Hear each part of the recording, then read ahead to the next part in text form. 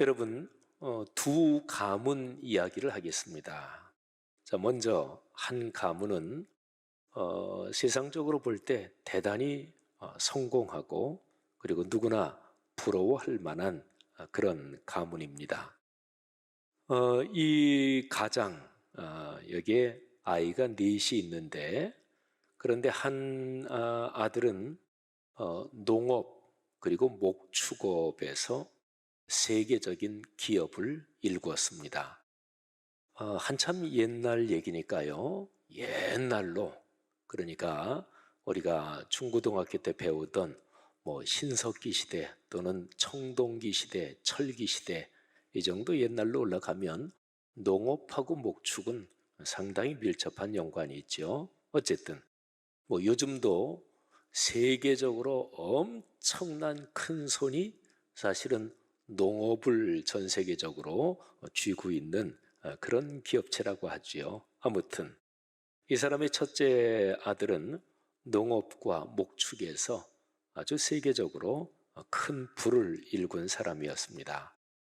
그 다음에 둘째 아들은 음악, 예술, 문화 이런 쪽에서 아주 대단히 성공한 그런 사람이었습니다. 그리고 옛날로 거슬러 올라가면 음악은 치유 기능하고 연관이 있습니다. 음악, 이거는 의학이 발달하지 요즘처럼 그렇게 되지 않았을 때는 치유하고 하는 치료 기능도 있었는데, 그렇다면 음악과 그리고 의술 쪽으로 그리고 예술, 문화 쪽으로 아주 일가를 이룬 아주 성공한 아들이었습니다. 그 다음에 또 한 아들은 최첨단 산업에서 크게 성공한 사람이었습니다. 최첨단 산업, 요즘에 최첨단 산업이 무엇인가요? AI, 최첨단 산업이 있죠. 또 여러 가지 유전공학 관련된 로봇과 관련된 최첨단 산업이 있죠. 이 사람의 세 번째 아들은 그렇게 최첨단 산업에서 크게 성공한 사람이었습니다. 딸이 하나 있기는 한데 이 딸에 대해서는 뭐 자세한 얘기가 나오지 않습니다. 여러분, 제가 여러분들에게 지금 말씀드린 이 가문은 창세기 4장 23절, 24절 두 절에 기록된 라멕이라는 사람의 가정 가문의 얘기입니다. 이 사람에게 부인이 둘이 있었습니다. 아다 그리고 실라. 근데 아다가 아들이 둘이 있었어요. 야발, 유발. 보니까 발자 돌림이네요. 그런데 야발이라는 아들은 오늘 읽은 본문 그 앞에 보면 가축을 치는 자의 조상이 되었다. 이렇게 얘기를 하고 있습니다. 가축을 치는 자의 조상. 조상이라는 얘기가 붙을 정도니까 가축, 목축, 그리고 여기에는 말씀드린 대로 농업이 같이 연관이 돼 있었을 것입니다. 대단히 성공한, 뭐 또 큰, 요즘으로 말하면 큰 부를 그렇게 해서 얻었겠지요. 그 다음에 둘째 아들이 그 동생 이름이 유발인데 그는 수금과 퉁소를 잡는 모든 자의 조상이 되었다. 그러니까 음악, 예술, 그리고 한참 옛날로 거슬러 올라가면 말씀드린 대로 음악은 종교적인 제의 그리고 치유의 기능도 가지고 있었고, 음악은 아무나 하는 것이 아니었습니다. 대단히 중요한 사회적인 기능을 가지고 있는 것이었죠. 그러니까 아까 제가 말씀드린 대로 음악과 또는 뭐 의술, 치유, 또 예능과 문화 이런 것을 꽉 쥐고 있는 그런 사람이었습니다. 그 다음에 또 하나 부인 실라에게 아들이 두발 가인 그리고 딸이 나아마입니다. 먼저 그 딸은 뭐 성경에 별다른 기록이 없습니다. 근데 두발 가인은 구리와 쇠로 여러 가지 기구를 만드는 자였다.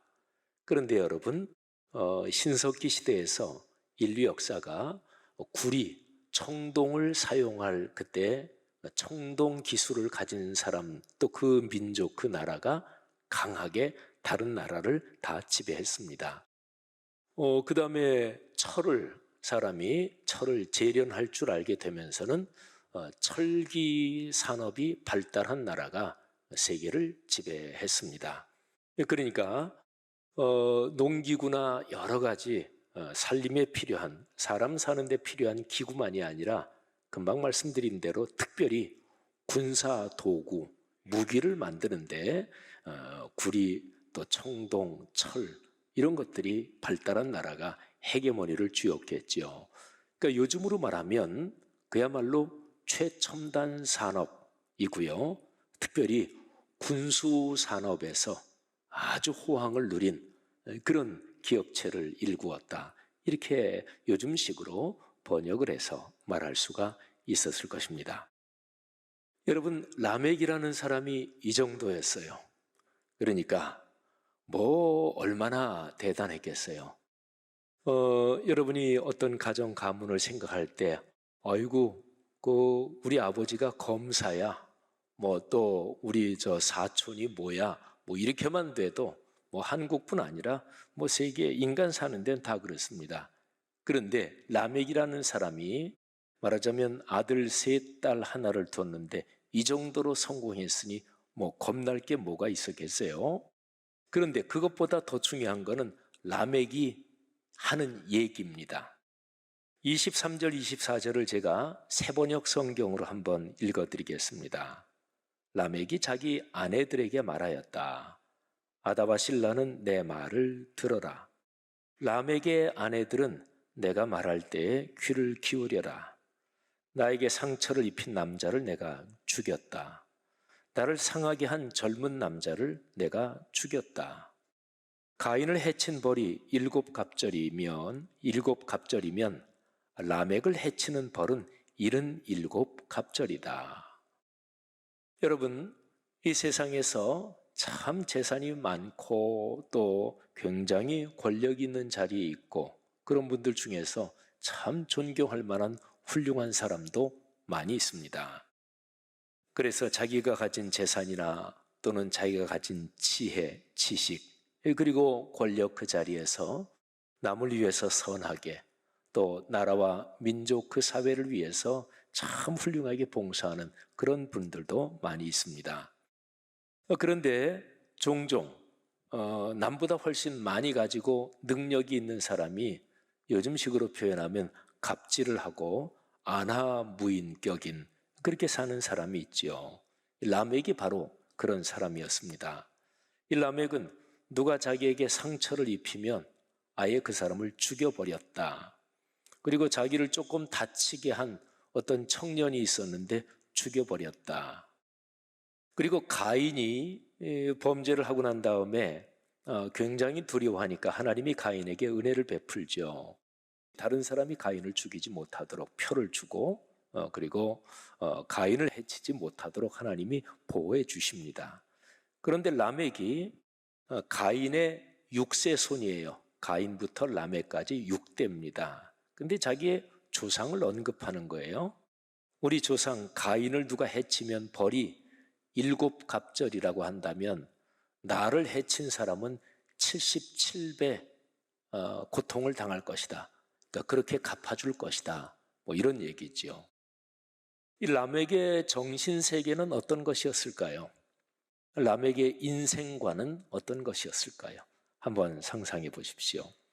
요즘에 우리가 사는 우리네 시대에 뭐 재벌이라든지 세계적인 부자라든지 아니면 큰 권력을 가진 그런 자리에 있는 사람들 중에서 사람을 아예 무시하고 그리고 주변을 아랑곳하지 않고 자기 이기심만 부리는 그런 사람을 이렇게 떠올려도 될 것 같습니다. 하여튼 라멕은 이렇게 사는 사람이었습니다. 그런데 더 중요한 것은 라멕의 자녀들 그리고 손주들은 어떻게 자랐을까요? 이 라멕 여기에 이제 사남매가 성경에 기록이 됐는데 그런데 이제 그 뒤로 이어지는 뭐 손자, 손녀 그리고 또 4대손, 5대손 쭉 이어질 거 아니겠어요? 그런 아이들은 어떻게 자랐을까요? 가정의 분위기 가문의 분위기가 이러니까 뭐 아이들이야 자기 자라는 환경에서 그냥 그렇게 배우고 또 그렇게 형성이 되잖아요. 뭐 보나 안 보나 우리네 요즘 시대에서 자랄 때부터 이른바 황태자식으로 그렇게 자란 사람들, 뭐 돈이고 뭐고 하나도 부족함이 없고 이런 사람들 중에서 정신적인 가치가 올바로 잡히지 않을 때는 진짜 막돼 먹은 아이로 그렇게 자라는 거죠. 람에게 가문 이야기입니다. 자, 또 한 가문을 말씀드리겠습니다. 오늘 성경 본문 말씀 25절, 26절 이 두 절에는 또 한 가문 얘기가 있는데 바로 아담부터 다시 이어지는 가문 얘기입니다. 원래 아담의 아들이 가인, 아벨이죠. 그런데 형 가인이 동생 아벨을 쳐 죽이죠. 그러니까 아담은 사실은 두 아들을 다 잃어버린 거예요. 그런데 성경을 보면 하나님께서 아담부터 시작되는 족보를 다시 일구십니다. 그래서 25절에 보면 아담이 다시 자기 아내와 동침해서 아들을 낳았는데 이름을 셋이라고 불렀습니다. 가인, 아벨 그리고 셋 이렇게 하면 세 번째로 성경에 기록된 이름으로는 아들을 낳은 것이니까 우리말 발음 셋 이게 묘하게 일치하는데 뭐 하나 둘 셋 그 셋은 아니고요. 이거는 히브리어인데 그런데 이 셋이라는 뜻은 허락하다, 허락해준다 이런 뜻입니다. 그러니까 아담과 하와가 아들 셋을 낳고서 이름을 그렇게 지은 이유는 이런 뜻을 가지고 있는 거예요. 하나님께서 내게 씨를 주셨다. 그러니까 하나님이 주셨다는 거예요. 여러분, 어떤 가정 가문에서 할아버지, 할머니, 아버지, 어머니가 뭐 좋은 일이 있고 뭐를 이루었는데 그때 아버지, 어머니가 아이들한테 너 봐, 아빠가 이 정도야? 이렇게 큰 소리 치는 거는 라멕 스타일인 거죠. 그런데 아버지, 어머니 또는 할아버지, 할머니가 하나님께서 우리 가정에 이런 선물을 주신 거야. 하나님이 도와주신 거야. 하나님의 은혜야. 이런 얘기를 듣고 자란 그 가정의 아이들은 어떻게 자라는 것일까요? 자, 하나님이 내게 주셨다. 아담은 그렇게 고백을 했습니다. 그리고 셋이라는 그 아이가 또 이제 커서 아들을 낳았는데 이름이 에노스였습니다. 그런데 아담이라는 말이 본래 사람 이런 뜻을 가지고 있거든요. 그런데 에노스도 그런 뜻입니다. 사람이라는 뜻입니다. 그런데 어쨌든 에노스 때 그때 사람들이 주님의 이름을 불러서 예배하기 시작했습니다. 제가 새번역 성경으로 아담 가문에 대한 두 구절을 한번 읽어드리겠습니다. 아담이 다시 자기 아내와 동침하였다. 마침내 그의 아내가 아들을 낳고 말하였다. 하나님이 가인에게 죽은 아벨 대신에 다른 씨를 나에게 허락하셨구나. 그의 아내는 아이의 이름을 셋, 허락하다는 뜻이라고 그랬죠. 셋이라고 하였다. 셋도 아들을 낳고 그 아이의 이름을 에노스, 사람이란 뜻의 에노스라고 하였다. 그때 비로소 사람들이 주님의 이름을 불러 예배하기 시작하였다. 여러분이 아담으로 이어지는 아담이 원래 가인, 아벨 이거는 이제 치워버리고 다시 새롭게 아담에서 이어지는 아담, 셋, 에노스 쭉 이어지는 이 가문은 분위기가 어떠했을까요? 집안에 뭐 좋은 일이 있을 때 하나님이 우리에게 은혜를 주신 거야. 그런 얘기를 들으면서 아들, 딸, 손녀, 손자들이 자랍니다. 여러분, 하나님의 이름을 불러 주님의 이름을 불러 예배하는 가문, 그 가문에서 자라는 어린아이들 얼마나 귀하게 올바른 정신과 신앙을 가지고 자라는 것일까요? 여러분, 두 가문 이야기를 드렸습니다. 한번 질문을 드리겠습니다. 두 가지 질문을 드릴 텐데 첫 번째, 여러분의 가정 그리고 가문은 현재 어떠신가요? 그리고 두 번째 질문은 여러분의 가정, 가문은 어떤 가정, 어떤 가문이 되기를 원하십니까? 두 번째 질문이 좀 더 대답하기가 쉬우시겠죠? 하나님, 오늘 창세기 4장 23, 24절 두 절에 라멕 가문 얘기가 나오고 25절, 26절 여기에 아담으로 이어지는 가문 얘기가 나오는데 아담으로 이어지는 신앙적 가문, 내 가정 가문이 그렇게 되기를 원합니다. 아마 누구나 다 그렇게 마음속에 소원을 가지실 거예요. 여기에 4장 마지막 절까지 읽은 건데요. 5장으로 넘어가면 아담부터 아담, 셋, 에노스 쭉 이어지는 족보가 나오는데 아담부터 노아까지 10대의 족보가 쭉 나옵니다. 거기에 저 유명한 하나님과 동행했다 하는 에녹 이야기도 나오고요. 그리고 또 노아까지 그렇게 나옵니다. 여러분 성경에 수많은 사람들의 이름이 나오고 족보가 나오는데 창세기 5장에 나오는 아담부터 노아까지 이어지는 그 족보처럼 아름다운 이야기가 없습니다. 여러분의 가정 가문이 그렇게 되기를 주님의 이름으로 축복합니다. 이렇게 되기 위해서는 사실은 내가 할머니든 할아버지든 또는 아버지든 어머니든 또는 내가 아들이든 딸이든 그거는 상관없고요. 어쨌든 각 사람이 내가 먼저 하나님을 예배하며 하나님의 말씀을 귀 기울여 듣고 그렇게 살아야 합니다. 내가 그렇게 살아야 그래야 나로부터 아들, 딸, 손녀, 손자 가문 대대로 그 분위기 또는 그 태도, 그 신앙적 무드가 이어질 수 있습니다. 우리가 사회생활하고 다른 사람을 만날 때는 사실은 있는 그대로 다 보이는 건 아니잖아요. 친한 친구도 있는 그대로 다 보이진 않지요. 여자분들 나가실 때 꼭 화장하시잖아요. 있는 그대로 생얼굴로 다른 사람 만나지 않잖아요. 요즘은 젊은 남자들도 화장을 많이 한다고 하던데 남자들은 화장 안 하지만 있는 그대로 만나는 사람은 없습니다. 남자도 남자 나름대로 또 멋내는 부분이 여자나 남자나 다 다르지만 다 똑같지요. 그래서 잘 그렇게 하고 만나죠. 근데 가정에서는 가족들에게는 있는 그대로 보입니다. 그러니까 자녀들에게 부모의 모습이 거의 있는 그대로 보이고 그게 바로 일상이라는 거죠. 일상이 변화되지 않으면 가정 가문이 절대로 축복을 받지 못합니다. 근데 일상은 가장 평범한 내 생활에서 그냥 보이는 모습이 일상이잖아요.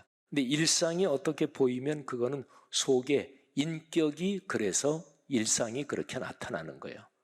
그러니까 일상이 아름답게 변하지 않으면 아들, 딸, 손녀, 손자로 축복이 이어지지 못하는데 그 일상이 변하기 위해서 인격이 변해야 됩니다. 인격과 일상을 변하게 하는 것이 거룩한 하나님의 말씀, 바로 성령의 능력입니다. 그래서 신명기 6장 1절부터 9절 거기에 보면 특별히 쉐마 9절이라고 하는 6장 4절부터 9절에 보면 네가 먼저 이 말씀을 잘 가슴에 새기고 실천하고 그리고서 내 자녀들에게 후손들에게 이걸 가르쳐라. 이제 그렇게 기록된 거지요.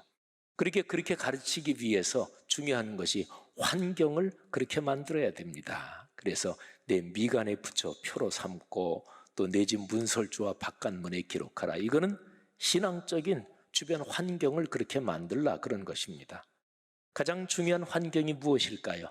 그거는 주일 성수 그리고 예배의 기둥인 수예배의 자리를 귀하게 여기는 것이고 매일의 말씀 묵상과 또 일주일에 한 번을 하든 어떻게 하든지 간에 가족끼리 모여서 예배하고 기도하는 또 식사할 때 당연히 꼭 같이 식사기도 하고 또 조그만 아이들 때부터 식사할 때 저녁 식사를 그렇게 하든지 돌아가면서 기도하도록 그렇게 하고 이게 바로 틀입니다.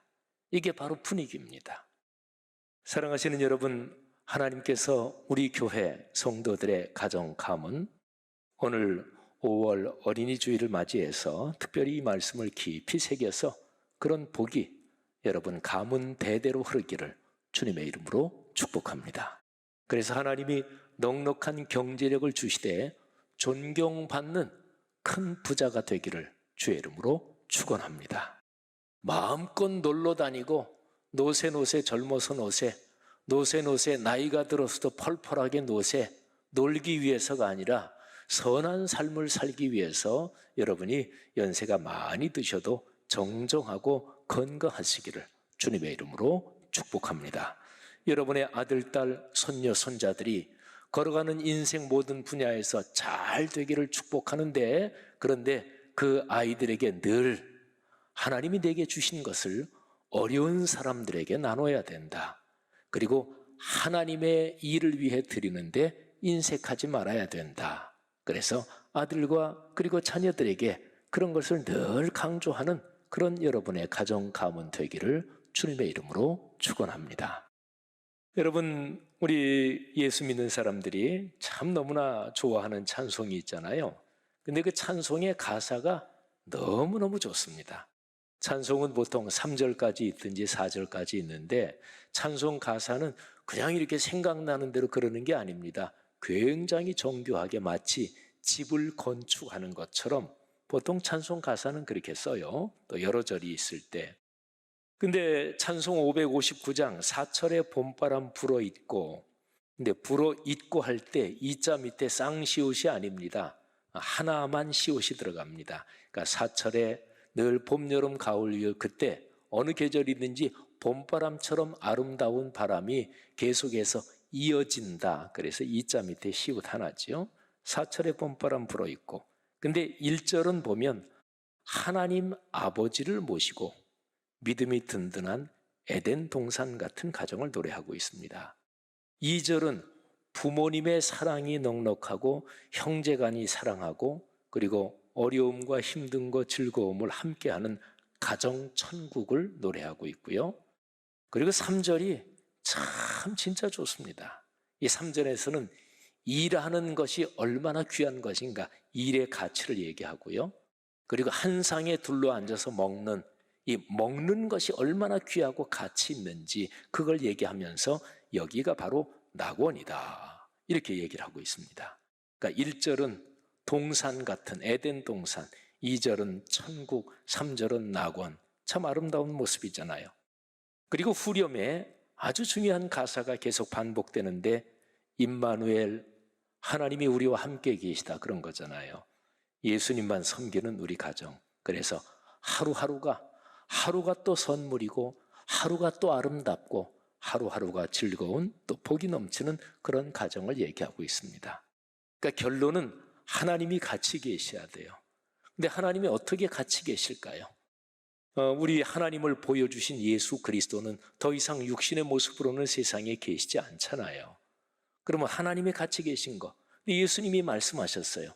볼지어다 내가 세상 끝날까지 너희와 항상 함께 있을 것이다. 그거는 성령으로 우리와 같이 계시다는 얘기죠. 성령은 사도 바울이 갈라디아서 2장 20절에서 고백한 것처럼 바로 여러분 속에 제 안에 계십니다. 내가 그리스도와 함께 십자가에 못 박혔나니 그런즉 이제는 내가 사는 것이 아니요 오직 내 안에 그리스도께서 사시는 것이라. 지금 여러분 안에 계신 그리스도, 성령으로 계신 그분을 신뢰하고 의뢰하고 손 꼭 붙잡고 걸어가시기를 주의 이름으로 축복합니다. 그러면 그분을 손 꼭 붙잡고 그분을 신뢰하고 걸어가는 구체적인 방법이 무엇인가요? 어떤 집사님 또는 부부지간에 손 꼭 붙잡고 인생길 걸어가야지, 그럼 어디 갈 때도 좀 손잡고 서로가 사랑하고 아껴주고 그런 거잖아요. 근데 주님은 눈에 안 보이잖아요. 그 구체적인 방법이 주님의 말씀이 기록된 66권 성경 말씀을 듣고 읽고 묵상하며 그 말씀에 순종하는 것입니다. 그래서 공예배 때 선포되는 설교의 말씀, 들리는 말씀이지요. 세례와 성찬 보이는 말씀입니다. 그리고 개인적인 말씀 묵상을 통해서 또 서로 나누고 권면하며 가르치는 바로 말씀과 동의하는 것이지요.